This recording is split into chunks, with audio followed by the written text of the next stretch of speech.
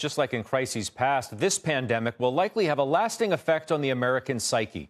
Dr. Cindy Liu is an assistant professor of pediatrics and psychiatry at the Brigham and Women's Hospital, Harvard Medical School. Doctor, it's nice to have you with us. Thank you for being here. Thank you so much. How is this crisis going to impact us and our psyche over the long term, do you think? Yeah, this is something that we're trying to study through our COVID-19 adult resilience experiences study that's taking place at the Brigham Women's Hospital and also Boston University. And we're trying to follow 18 to 30-year-olds to understand exactly what is going to transpire over the next year and how they think it will impact their well-being overall.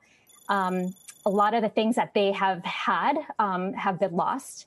Young adults experience a lot of milestones, whether it's graduating from high school, college, looking for a new job, thinking about settling down and having a family. And so many of those expectations have had to be thrown out. And so what we're seeing is that there's a lot of grief and loss over what's transpired.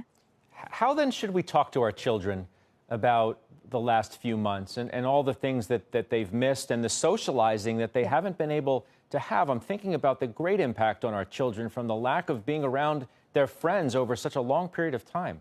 Absolutely. It's really challenging, and it's normal to react and to grieve over that.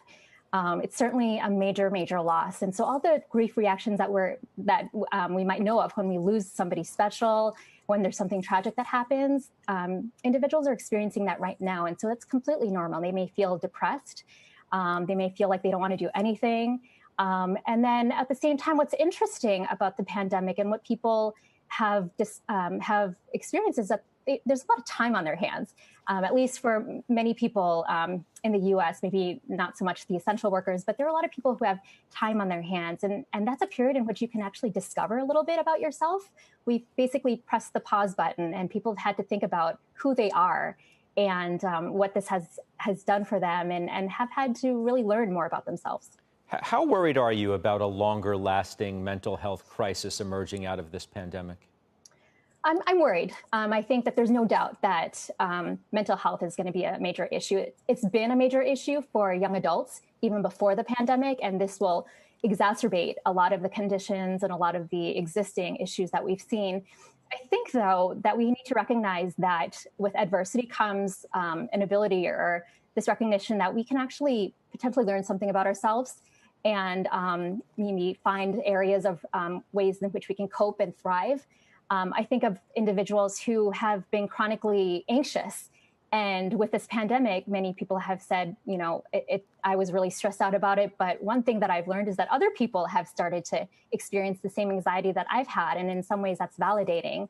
Other people have recognized that the loss of certain things that they might have taken for granted, that it's really important to them. For instance, we had a survey respondent who said that they miss walking from their car to their office in the parking lot. And so these little things, you just don't recognize that they were valuable until this pandemic. And so I think that focusing on this has allowed people to learn a bit more about themselves. And I think by doing that, they can really think about how to actually move forward. I'm also thinking about children who haven't been able to visit grandparents because, obviously a higher risk group is the elderly, not able to go to nursing homes, and in some respects, families not being able to grieve because of the virus itself.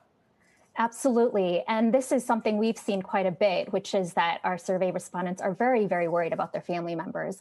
And they've been apart for a number of them. They're in college, they're in graduate school, they're working somewhere else in the country. But even then, just living outside of the home, that's challenging because they're not able to celebrate Mother's Day. They're not able to celebrate these holidays and things that they normally would with their families. And, I think these are things that we look forward to, and that's what makes life life.